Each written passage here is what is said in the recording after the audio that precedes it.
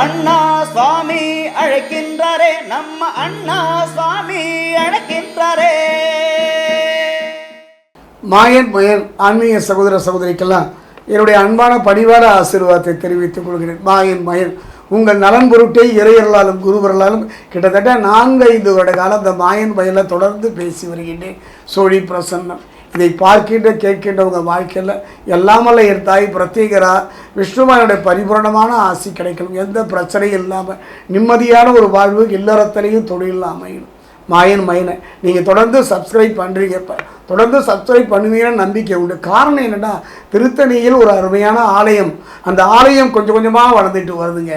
அந்த ஆலயம் கட்டுகின்ற பணியுடைய புண்ணிய பலன் அத்தனையுமே இதை பார்க்கின்ற கேட்கின்ற துலாம் ராசியில் இருக்கக்கூடிய சித்திரை 3 நாள், சுவாதி விசாகம் 1, 2, 3 அனைவருக்கும் கிடைக்க வேண்டும் என்று நான் பிரார்த்திக்கிறேன். எங்கோ ஒரு இடத்துல இருந்து கேட்குறீங்க, எங்கோ ஒரு இடத்துல நான் சொல்கிறேன், ஆனாலும் மனதார சொல்கிறேங்க. ஒருவர் உளரேன்னு சொல்கிற மாதிரி என் ஆசீர்வாதம் மட்டுமல்ல, என் தெய்வம் சனீஸ்வர பகவானுடைய முழுமையான ஒரு ஆசி கிடைக்கணுங்க. அந்த ஆசீர்வாதம் அந்த வகையில் பார்க்கும்பொழுது நவ கிரகங்களில் பலம் வாய்ந்த கிரகங்கள் சனி பகவான், ராகு கேது, குரு பகவான், இந்த 3 பயிற்சியும் கடந்து போய்விட்டது. அதே நேரத்தில் பார்த்தீங்கன்னா இந்த 3 பயிற்சிகளும் நீண்ட காலத்தை எடுத்தாலும் கூட குறுகிய கால பயிற்சி வந்து பார்த்தீங்கன்னா களத்திரகாரர்கள் சுக்கிரன் தான். 3 கிரகங்கள் தரக்கூடிய நன்மை தீமைகளிலிருந்து நம்மை காக்கின்ற ஒரு கவசம், ஒரு ரட்சகம் தான். ஒரு மனிதனுடைய வாழ்க்கையில் ஒரு ஜாதகம், என்னுடைய அனுபவங்க, எத்தனையோ ஜோதிட ஜாதகத்தை பார்த்துருக்கீங்க, எத்தனையோ பொருத்தம் பார்க்குறீங்க. இன்றைய காலகட்டத்தில் கணவன் மனைவி உறவு தாங்க ஒரு புனிதம். அந்தீவ காலத்தில் வர கணவன் மனைவிக்கு, மனைவி கணவனுக்கும் துணை வரலுங்க. பெற்ற பிள்ளைகளோ உறவோ தாய் தந்தையரோ நம்ம கூட வரப்போகிறது இல்லைங்க. அந்த கணவன் மனைவி உறவு என்பது புதிய ஒரு அற்புதம் என்றே சொல்லுவேன். அதனால தானே இந்து தர்மத்தில் சிவன் பார்வதியாக, விஷ்ணு லக்ஷ்மியாக, பிரம்மா சரஸ்வதியாக அமைத்திருக்கின்றார்கள். கந்தன் கூட வள்ளி தேவனையோடு தானே வருகின்றார்கள். அந்த வகையில் பார்க்கும்பொழுது அந்த உறவுக்கு அடிப்படை எதுன்னு பார்த்தீங்கன்னா, இந்த காலத்தில் பொருத்தம் பார்க்குறீங்க, 10 பொருத்தம், அதில் அந்த பொருத்தம்னு பார்த்துட்டிங்கன்னா பண பொருத்தத்தை தான் பார்க்குறீங்களோ ஒழிய, மன பொருத்தத்தை தான் பார்க்குறீங்களோ ஒழிய, முக்கியமான பொருத்தம் உடல் பொருத்தம். பொருத்தம் உடலிலும் வேண்டும், புரிந்தவன் துணையாக வேண்டும். அந்த தேக பொருத்தத்துக்கு ஒருத்தவங்க யாருன்னு பார்த்தீங்கன்னா களத்திரகாரன் சுக்கிரன் தான். அது சரியாக அமையலைன்னா இல்லறம் எல்லாம் ஒரு கால் தூசுக்கு பெறாதுங்க. அந்த வகையில் இதை கொஞ்சம் கவனமாக பாருங்கள். அந்த வகையில் பார்க்கும்போது களத்திரகாரர்கள் சுக்கிரனை பொறுத்த வரைக்கும் ஒரு 25 நாட்கள் தாங்க. சிம்ம ராசியிலேருந்து கன்னி ராசிக்கு அவர் பயிற்சியாகி, அவர் சிம்மத்திலிருந்து அவர் கன்னிக்கு பயிற்சியானாலும் கூட களத்திரகாரர் சுக்கிரனை பொறுத்த வரைக்கும் கன்னி என்பது அவருக்கு ஒரு நீச வீடு தான். அப்படிப்பட்ட ஒரு சூழ்நிலையத்தில் 25/8/2024 ஞாயிற்றுக்கிழமை இரவு 12 மணிக்கு அவர் பயிற்சி ஆகின்றார். ஒரு 25 நாட்கள் பலனாக இருந்தாலும் கூட, குறுகிய ஒரு சந்தர்ப்பத்தை அளித்தாலும் கூட, அரசியலில், ஆன்மீகத்தில், பொது வாழ்க்கையில் ஒரு வாய்ப்பு கிடைச்சா பயன்படுத்தி வெற்றி கிடைத்தவர்களெல்லாம் என்னோட வாழ்வில் சந்தித்திருக்கிறேன். அந்த வகையில் பார்க்கும்போது துலாம் ராசிக்கு எப்படி இருக்குது இந்த களத்திரகார சுக்கிர பயிற்சி என்பதை இப்போ நம்ம சோழி பிரசனத்தில் பார்க்கலாம்.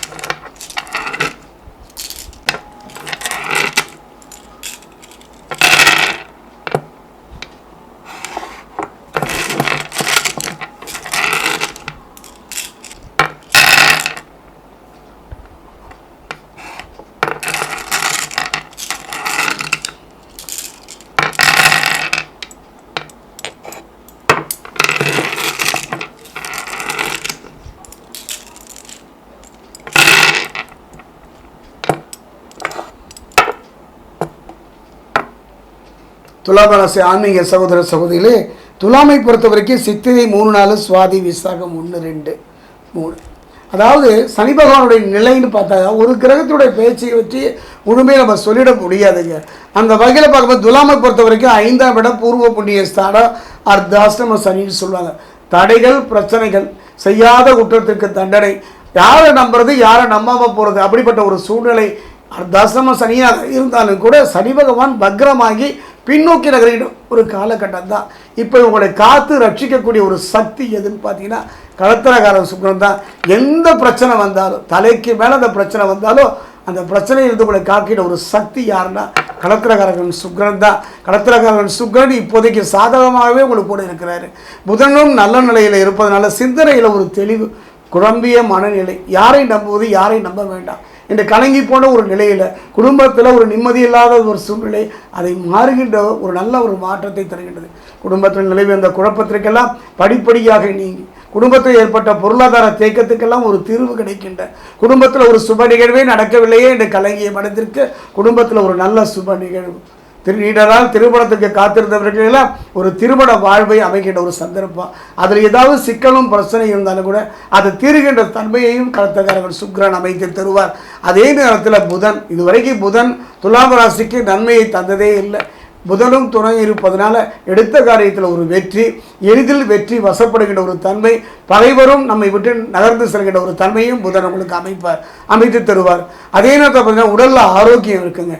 நீண்ட நாள் வருத்திய நோயிலிருந்து விடுதலை பெறக்கூடிய ஒரு அருமையான சந்தர்ப்பம். எவ்வளவு சம்பாதிச்சாலும் சம்பாதிச்ச பணம் பூராமே இந்த நோய் நோய் நோய் மருத்துவம் சார்ந்த செலவை சந்தித்து வந்த நீங்கள் அதிலிருந்து விடுபடக்கூடிய ஒரு அற்புதமான காலகட்டம் சுக்கிரன் தான். அதே நேரத்தில் பார்த்தீங்கன்னா புது முயற்சிகள் வெற்றி பெறும். உங்களோட முயற்சியில் எத்தனை தடைங்க, அந்த தடை மன ரீதியாக இருக்கலாம், கூடையெல்லாம் இருக்கலாம், இல்லை பொருளாதார நெருக்கடியாக இருக்கலாம். அந்த 3 பிரச்சனையிலிருந்து விடுதலை பெறக்கூடிய ஒரு நல்ல சந்தர்ப்பத்தை சுக்கிரன் அமைத்து தருவார். லாபஸ்தானத்தில் நிலை கொண்டுள்ள கடத்திரக்காரர்கள் சுக்கிரன் பணத்தேவைகளை கவனித்துக் கொள்வதனால எந்த விதமான பிரச்சனையும் இல்லை. இழந்ததை திரும்ப பெறக்கூடியது, ஒரு அடமானம் வச்ச நகையை கூட மீட்கின்ற ஒரு நல்ல சந்தர்ப்பம்.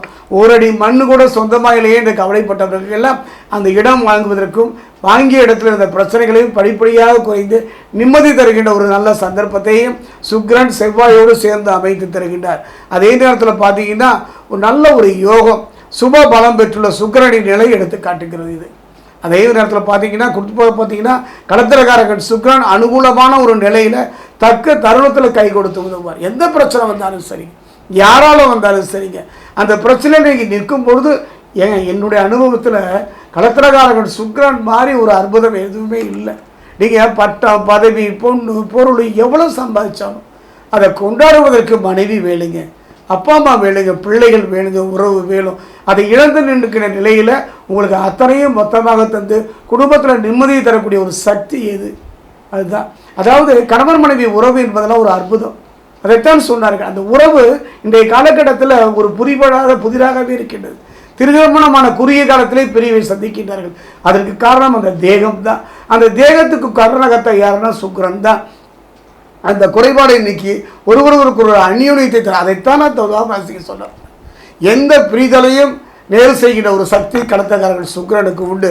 அதே நேரத்தில் கடத்திரக்காரன் சுக்கிரனும் ஆத்மகாரகன் பிதுர்காரகன் என்று சொல்லக்கூடிய சூரியனும் அனுகூலமாக இருப்பதனால மன நிம்மதி அளிக்கிறது காலகட்டம் இது.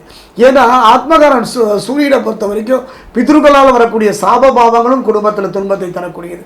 ஆக சூரியன் துணை இருப்பதனால கவலையே பட வேண்டாம். செய்ய வேண்டியது ஒன்று வேண்டாம், விடிய காலையில் எந்திரிச்சு 10 பைசா செலவழிங்க. சூரியனை மனமுருக வழிபட்டு கையளவு உலர்ந்த திராட்சையை காகத்திற்கு சனிக்கிழமை வைத்து வழிபடுவீர்கள். துலாம் ராசியை பொறுத்த வரைக்கும் நிம்மதி, மன சஞ்சலம் இல்லாத குழப்பமில்லாத ஒரு வாழ்வை அமைப்பார். அதே நேரத்தில் முயற்சிகள் நீங்கள் எடுக்கிற எந்த முயற்சியாக இருந்தாலும் அந்த முயற்சிகள் அனைத்தும் பயன் தரக்கூடிய ஒரு நல்ல சந்தர்ப்பம்.